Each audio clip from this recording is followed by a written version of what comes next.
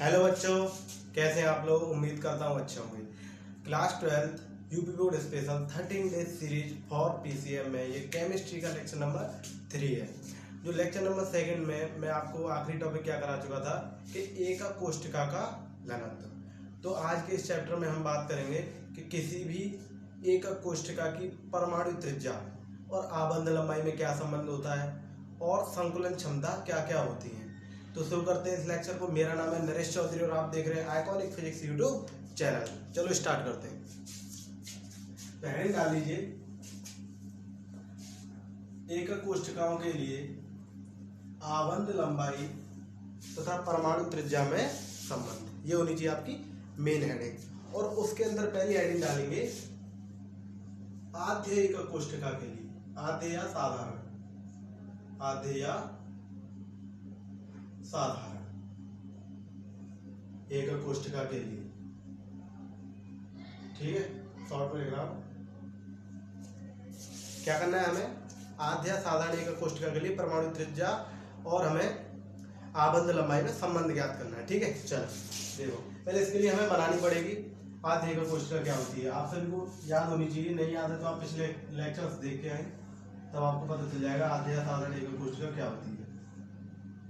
तो जिनको याद है बहुत अच्छी बात है, नहीं याद है एक बार पीछे देख के आएंगे तो सुनेंगे। तो मैंने लिखाया था वह एकक कोष्ठिका जिसमें परमाणु केवल कहाँ पाए जाते हैं, कोनों पर, ऐसे करके। तो ऐसी एकक कोष्ठिका को हम आद्य या साधारण एकक कोष्ठिका कहते हैं। और देखो, ये ठोस का यानी कि क्रिस्टलीय ठोस का एक भाग होती है एकक कोष्ठिका, सभी जानते हैं, सबसे छोटा भाग। तो देखो, ये तो प्रेजेंट करने का तरीका है कि कोनों पे दिखा दिए, लेकिन तुम्हें दिख रहा होगा कितना बड़ा डिस्टेंस है इनके बीच में, कितनी दूरी है। वास्तविकता में इतनी दूरी इनके बीच में होती नहीं है, ये काफी क्लोज होते हैं, यानी कि ऐसा समझ लो बिल्कुल चिपकने की स्थिति में, थोड़ा सा मतलब बहुत ही कम डिस्टेंस रहता है इनके बीच में, लगभग चुपके से ही रहते हैं। ठीक है, चुपके नहीं रहते, लगभग चुपके रहते हैं। यानी देखो ऐसे ऐसे होते हैं ये, मैं तुम्हें बताऊं, ये मान लिया एक तुम्हारा, ये मान लिया, तो ये मैंने चिपका दिए, फिर भी ये बिल्कुल चुपके नहीं रहते, फिर भी लगभग चुपके रहते हैं, काफी पास होते। मैंने लिखाया भी था, यानी कि पदार्थ की व्यवस्था जिसमें भाग लेने वाले कणों के बीच में अंतराकाशीय अवकाश बहुत कम, लेकिन अंतराणविक आकर्षण बल क्या होता है, बहुत अधिक होता है। क्या कहलाते हैं, ठोस कहलाते हैं। तो ये भी ठोस ही है, ठोस का ये भाग है। तो ये परमाणु क्या है जो तुम्हें दिखाई दे रही है, काफी नजदीक है अपने। ठीक है, तो देखो मैंने मान लिया परमाणु को गोल माना गया। ठीक है, ठीक है, परमाणु गोल माना गया। तो मैंने क्या कहा, परमाणु की त्रिज्या, परमाणु की माना, परमाणु की त्रिज्या स्मॉल आर है। ठीक है, और वहीं देखो एक परमाणु ये और एक परमाणु ये। ठीक है, इन दोनों के केंद्रों के बीच की दूरी यहां से यहां तक की, इसी को कहते हैं हम आबंध लंबाई। क्या कहते हैं, आबंध लंबाई, आबंध लंबाई, जिसको मैंने क्या मान लिया, ए मान लिया। यहां से यहां तक की दूरी को क्या कहेंगे हम, आबंध लंबाई। आबंध कह लो, बंद कह लो, एक ही बात है। ठीक है, अब देखो अब क्या होगा, इसको नाम दे दिया मैंने ए पॉइंट और इसको नाम दे दिया बी। ठीक है, तो देखो ए बी बराबर तो हमें दिया हुआ है कि नहीं, ए बी बराबर क्या दिया हुआ है, ए। मैंने क्या कहा, देखो ए यहां से यहां तक की त्रिज्या आर, यहां से यहां तक की त्रिज्या आर, और ए बी बराबर ये भी तो दिया हुआ है आर प्लस आर, यानी कि 2r। ये भी ए बी की वैल्यू, ये भी ए बी की वैल्यू, दोनों को क्या रख दूंगा मैं आमने सामने। तो ए बराबर क्या निकल के आया, 2r। तो ये हो गया हमारा आद्य एकक कोष्ठिका के लिए या साधारण एकक कोष्ठिका के लिए आबंध लंबाई तथा परमाणु त्रिज्या में संबंध, जो कि एक नंबर में पूछा जा सकता है आप लोगों से। ठीक है, आपको डायरेक्ट याद होना चाहिए, डेरिवेशन नहीं पता कोई दिक्कत नहीं, डायरेक्ट याद होना चाहिए। वैसे भी क्या डेरिवेशन है, कुछ नहीं है। अब थोड़ा आगे बढ़ते हैं, जो कि इंपॉर्टेंट है, उतार लीजिए।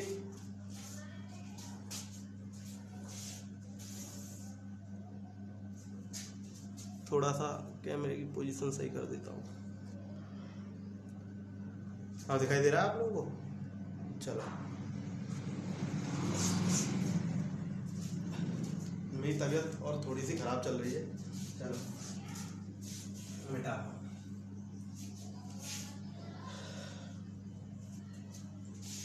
अब दूसरी हेडिंग डालेंगे हम, फलक केंद्रित एक कोष्ठिका के लिए आबंध लंबाई तथा परमाणु त्रिज्या में संबंध।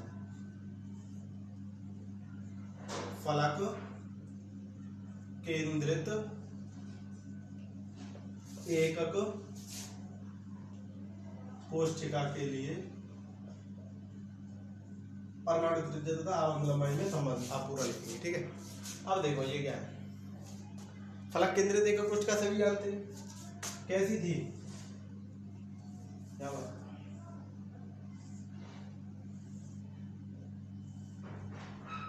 बताइए क्या थी, जिसमें परमाणु कोणों के साथ साथ 6 अन्य फलकों पर भी पाए जाते थे, ठीक है। तो हमें तो रिलेशन निकालना है, हमें तो एक फलक से भी काम चल जाएगा हमारा। चलो देखो, एक कोष्ठिका में मैंने पहले ही बता दिया था, एक कोष्ठिका में भी किस एक कोष्ठिका की बात करेंगे, घनीय, घनाकार, यानी जिसकी सभी भुजाओं की वैल्यू क्या हो, समान हो, एक जैसी हो। जैसा भी ये घन दिखाई दे रहा है, तो इसकी हमें ये 3D स्ट्रक्चर है, लेकिन बोर्ड पे नहीं दिखा सकते, तो कोई भुजा छोटी कोई बड़ी दिखाई दे रही हो, लेकिन ये सभी बराबर है। अगर ये ए है तो ये भी ए है, ये भी ए है, ये भी ए है, ये भी ए है, ये भी ए है, सब ए है। अगर हम ए मान के चल रहे हैं तो बी भी मान सकते, सी भी मान सकते, जैसे आपकी इच्छा, एक्स भी मान। चलो अब मैंने क्या कहा, परमाणु इसमें कोणों के साथ साथ, कोणों पे तो पाए ही जाएंगे, सभी कोणों पे, साथ ही साथ कहाँ पाए जाएंगे, 6 फलकों पर भी पाए जाएंगे। तो हमें तो रिलेशन निकालना है, एक फलक से भी हम काम चला सकते हैं, बस आपको डेफिनेशन याद होनी चाहिए। तो देखो रिलेशन किसी भी फलक के साथ निकाल सकते हैं, कोई दिक्कत वाली बात नहीं। मैं यहाँ से निकाल रहा हूँ, ये कोना है, ये भी कोना है, और ये फलक दिखाई दे रही है ये तुम्हें, तो इस फलक पे भी मान लिया हमने आधा परमाणु ये, ठीक है। अब देखो आधा परमाणु ऐसे आधा नहीं है, ये परमाणु पूरा ऐसे करके काट दिया आधा, तो त्रिज्या और व्यास पे तो कोई फर्क पड़ना नहीं है, आधी त्रिज्या और आधी त्रिज्या पूरा व्यास। चलो देखो, अब पॉइंट नाम दे दे, इसको मिला देता हूं मैं, इस पॉइंट को और इसके केंद्र को नाम दे दिया मैंने, ए बी सी, ठीक है। अब एक बात देखो तुम, अब इमेजिन करके चलना, ये तुम्हारे कमरे की ऐसे करके दीवार है, ये एक ऐसे करके, और ये ऐसे करके दीवार है, ये वाली ऐसे करके दीवार है, और ये जो मिल रहा है ये ऐसे करके ये ऊपर के मिला दिया है, तो ये कर्ण हो गया मेरे हिसाब से। मान लो इसको आधार मान ले, इसको लंब मान ले, और इसको मैं यहाँ से मिला दूं, तो ये क्या बन जाएगा, कर्ण। बनेगा नहीं बनेगा, ध्यान में रखना है। तो चलो मैंने माना परमाणु त्रिज्या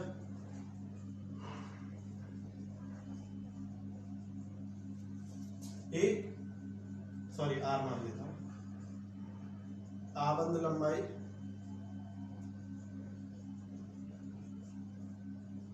ए मान ली। तो देखो ये आर है, ये आर, ये भी आर, यहाँ से यहाँ तक त्रिज्या, तो ये तुम्हारी आर है, ठीक है। ये ए दिखाई दे रहा है, ये ए दिखाई दे रहा है।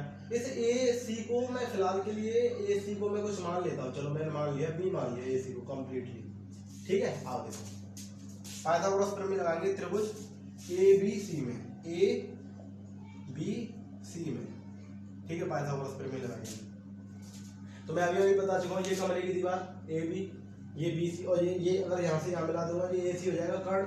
चलो देखो, तो अभी जानते हैं हम यूपी बोर्ड के छात्र हैं, कर्ण का स्क्वायर इजिकल टू लंब का स्क्वायर प्लस आधार का स्क्वायर, ठीक है।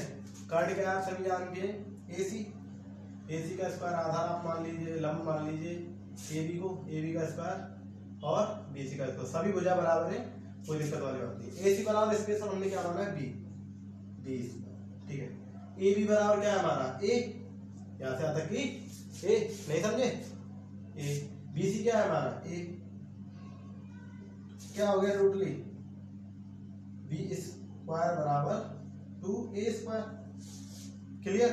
अगर मैं इसको इधर पहुंचा दूंगा तो रूट लग जाएगा दोनों के ऊपर, कोई दिक्कत, कोई परेशानी, ठीक है। स्क्वायर है इसके ऊपर, सॉरी। तो देखो इस पे अगर स्क्वायर है तो अपने ऊपर से रूट को हटालेगा, तो p बराबर क्या वैल्यू निकल के आएगी, रूट में 2a, ठीक है, कोई परेशानी वाली बात नहीं। और एक चीज और देखो, गौर से क्वेश्चन फर्स्ट नाम दे दो, समीकरण एक समझे कि नहीं समझे, जिसपे स्क्वायर लग रहा है ना ये अपने रूट को हटा लेगा और 2 पे तो रूट रहेगा ही रहेगा। अब देखो ये बी मानी है हमने, बी ये ए सी, इसमें अंदर देखो ये आर, फिर ये आर प्लस ये आर प्लस ये आर, तो टोटल कितने आर हो रहे हैं, 1 2 3 4 4 आर हो रहे हैं हमारे। यानी बी बराबर, अगर यहाँ ए सी को हमने बी माना है तो बी बराबर 4 आर निकल के आएगा, नहीं निकल के आएगा, 4 आर आया नहीं आया भाई, ये बी है ये 4 आर है, तो बी बराबर 4 आर लिख सकते हैं, नहीं लिख सकते हम, बिल्कुल लिख सकते हैं, कोई दिक्कत यहाँ तक नहीं होनी चाहिए। अब क्या, ये भी बी की वैल्यू ये भी बी की वैल्यू, मैंने समीकरण 1 व 2 की तुलना कर ली, समीकरण 1 व 2 की तुलना करने पर,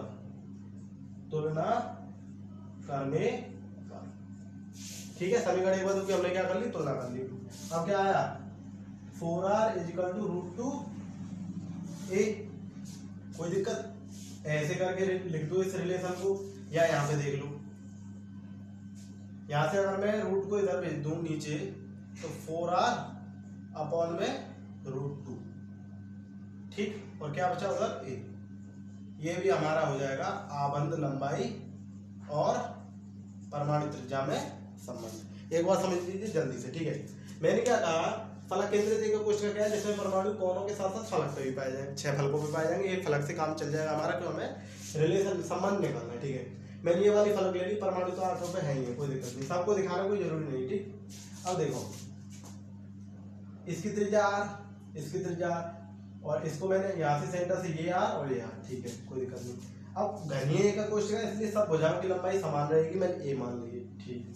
अब देखो ये त्रिभुज बन गया ए बी सी, मैंने बताया जैसे ये ए हो गया ए बी, ये बी सी, और ये कर्ण क्या हो गया ए सी, ठीक है, लगा दी मैंने पाइथागोरस में, क्या हो गया, कर्ण स्क्वायर इक्वल टू लंब का स्क्वायर प्लस आधार स्क्वायर, ए सी का square equal to A B का स्क्वायर प्लस बी सी का स्क्वायर। इसकी वैल्यू हमने स्पेशली बी मान ली है, कोई दिक्कत नहीं, आप एक्स मान लो और कुछ ही मान सकते हैं। ए बी की वैल्यू ए है, बी सी की वैल्यू ए है, तो ए स्क्वायर 2 स्क्वायर, ये स्क्वायर इधर गया, रूट लग गया, इस स्क्वायर में इसके रूट को काट दिया तो बी बराबर रूट 2 ये बचा, कोई दिक्कत नहीं। ये यहाँ से यहाँ तक कि ए सी बराबर है, हमने बी माना है, लेकिन ए सी बराबर R R R R total 4 R भी तो है, तो बी बराबर ये तो 4 आर हो जाएगा, बी बराबर 4 R, B equal to 4 R, तो दोनों ही बी की वैल्यू है, इसलिए मैंने दोनों की तुलना कर दी, ठीक है। यहाँ से रूट 2 को इसके नीचे पहुंचा दिया तो ए की वैल्यू निकल आई 4r upon root 2 equal to A, clear. ये हो गया हमारा फलक केंद्रित एकक कोष्ठिका के लिए आबंध लंबाई तथा परमाणु त्रिज्या में संबंध, ठीक है। उतारो फटाफट, आ रहा है ना, समझ में आ रहा है सभी के, चलो उतारो।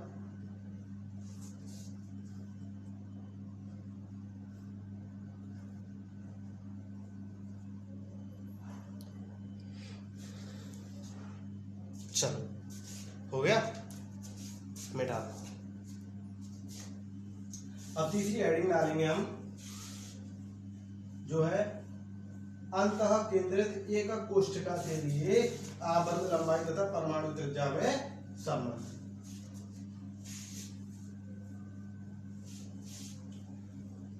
क्या है, अंतः केंद्रित, अंतः, ठीक है, ईसीसी नहीं है, बीसीसी है। क्या थी, याद होगा सभी को, नहीं याद है तो पिछले लेक्चर जरूर देखें। हमारी थी कि ऐसी एकक कोष्ठिका जिसमें परमाणु कोनों के साथ साथ कहां पर भी पाए जाए, कोनों के साथ साथ हमें केंद्र पर भी मिले एक परमाणु, कोनों के साथ साथ हमें परमाणु केंद्र पर भी मिल जाए तो ये हमारा काम बन जाएगा। चलो देखो,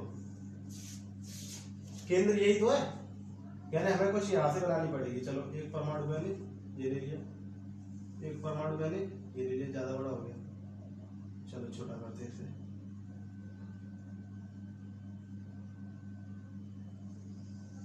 ये ले लिया, और एक परमाणु हमारा क्या हो गया, यहाँ मान लिया, ठीक है। छोटे बड़े से कोई मतलब नहीं है, आप प्रकार पेंसिल से बना सकते हैं। चलो अब देखो, इसको नाम दे दिया मैंने ए, इस सेंटर को नाम दे दिया मैंने बी, और यहाँ भी सेंटर होगा, इसका कोई दिक्कत नहीं। देखो मिला रहा हूँ मैं इसे, मैंने ऐसे करके मिला दिया। इसकी त्रिज्या आर आर आर आर, बार बार तो लिखने की जरूरत नहीं है कि लिख दूं, चलो लिख देता हूँ। माना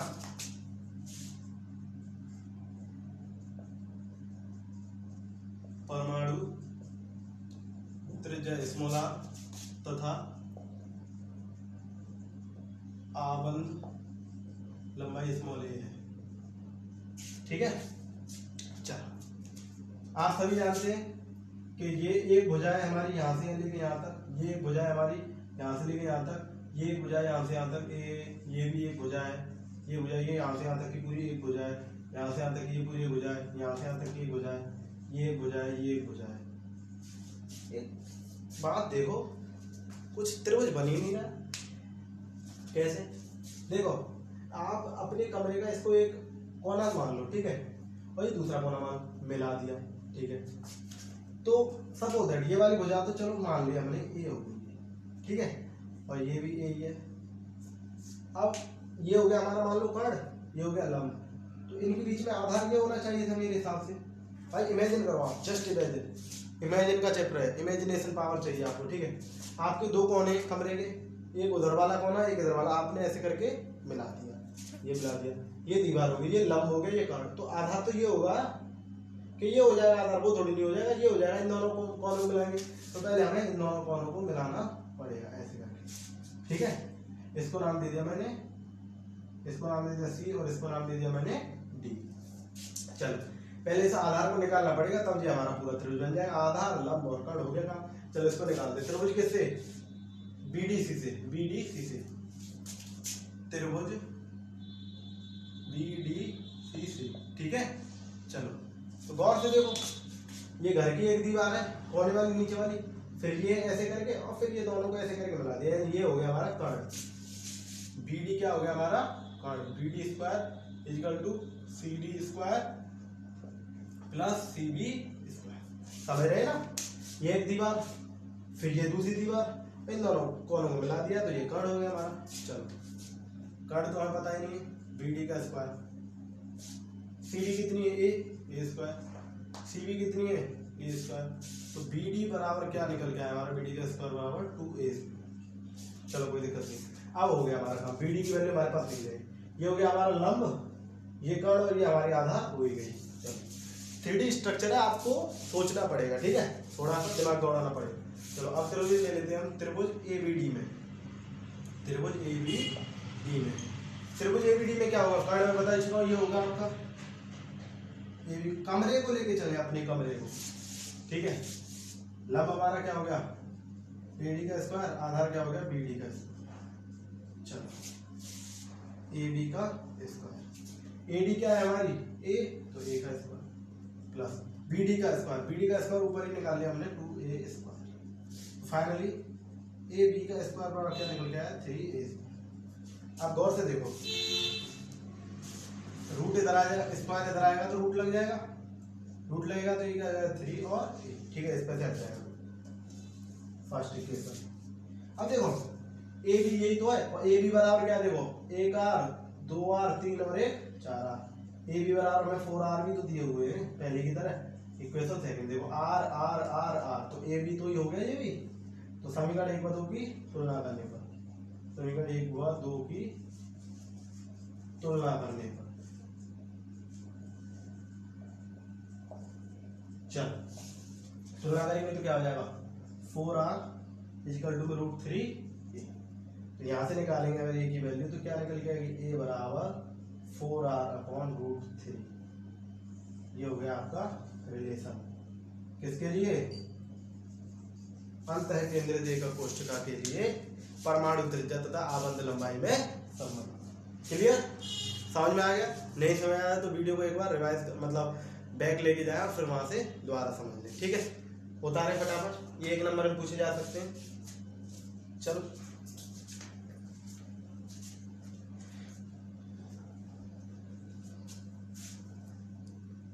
आगे समझ में? चलो मिटा रहा हूं, ठीक है।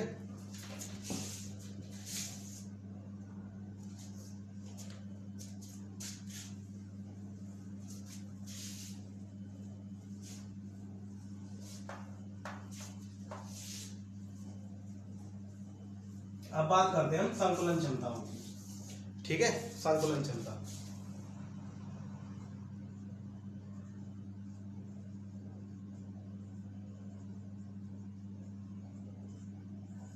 अब संकुलन क्षमता क्या होती है? कि कोई भी हमारे पास एक कोष्ठिका है, ठीक है, कोई भी हमारे पास एक कोष्ठिका है, उसमें जितने भी हमें परमाणु दिए हुए हैं, जैसे आधे का कोष्ठिका में एक ही परमाणु होता है, फलक केंद्रित में 4 होते हैं, अंत केंद्रित में 2 होते हैं, ऐसे करके। तो ये 4 परमाणु, 1 परमाणु, 2 परमाणु कितना स्थान घेर रहे हैं किसी भी एक कोष्ठिका का, यानी 4 परमाणु ज्यादा स्थान घेरेंगे, 2 परमाणु कम स्थान घेरेंगे, 1 परमाणु और कम स्थान घेरेंगे, यानी कि एक कोष्ठिका में उपस्थित परमाणु जितना भी स्थान घेरते हैं उसे ही हम संकुलन क्षमता कहते हैं, उस एक कोष्ठिका की। लेकिन अच्छा लिख सकते हैं किसी भी एक कोष्ठिका में उपस्थित परमाणु द्वारा घेरा गया स्थान ही एक कोष्ठिका की संकुलन क्षमता कहलाता है। समझ में आई बात? इसका एक फॉर्मूला होता है, देखो, संकुलन क्षमता बराबर संकुलन क्षमता, संकुलन क्षमता बराबर फॉर्मूला होता है Z into 4/3 pi R cube upon में ए क्यूब इंटू 100, ठीक है, ये होता है इसका फॉर्म, परसेंटेज निकल के आती है बात, ठीक है। तो बहुत आसान है। अब आपसे पूछेगा, डेरिवेशन भी पूछ सकता है कि आप बताइए अंत केंद्रित एक कोष्ठिका की संकुलन क्षमता, फलक केंद्रित एक कोष्ठिका की संकुलन क्षमता, और आपसे कहे कि आधे एक कोष्ठिका की संकुलन क्षमता बताइए, कैसे बताएंगे? चलो निकाल के दिखा देता हूँ। मैं बात करता हूँ आपके लिए आधे एक कोष्ठिका के लिए, ठीक है। सबसे पहली बात, आधे एक कोष्ठिका,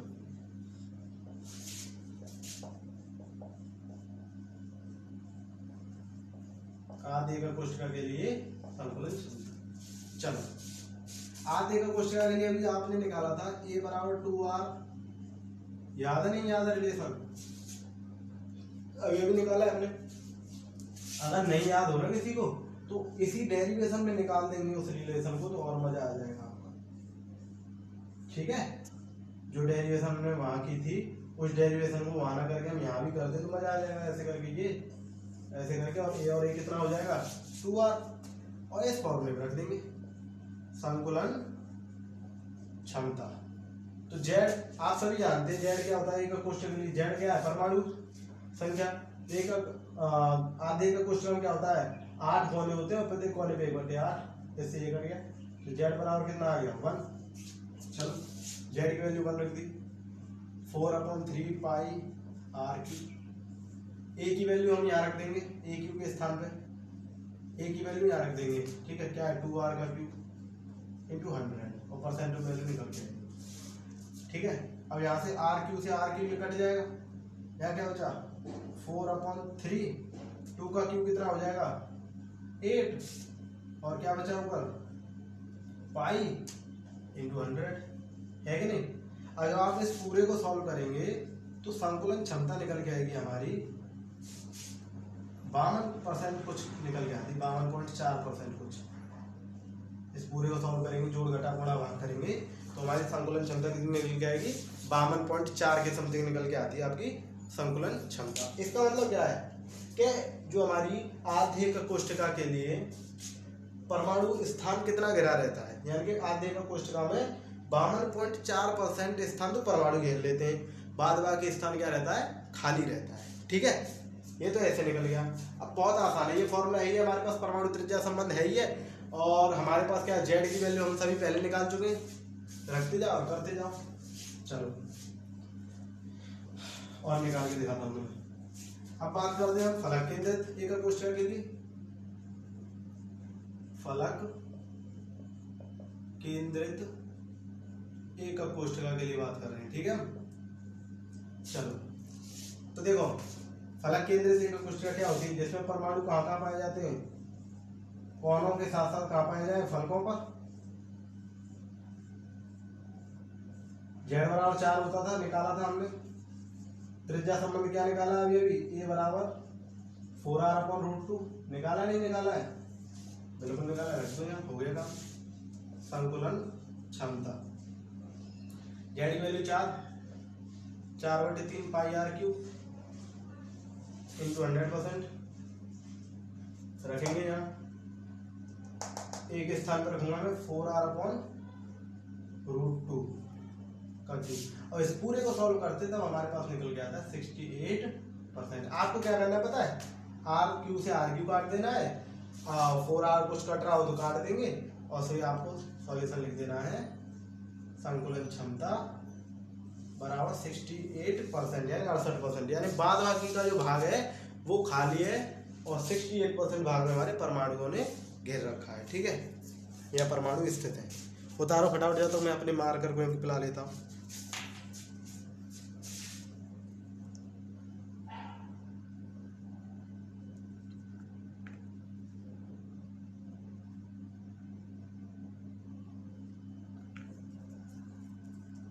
हो गया, चलो मैं डाल रहा हूँ। ठीक है, एक और रह गई लास्ट, उसको और देखते हैं।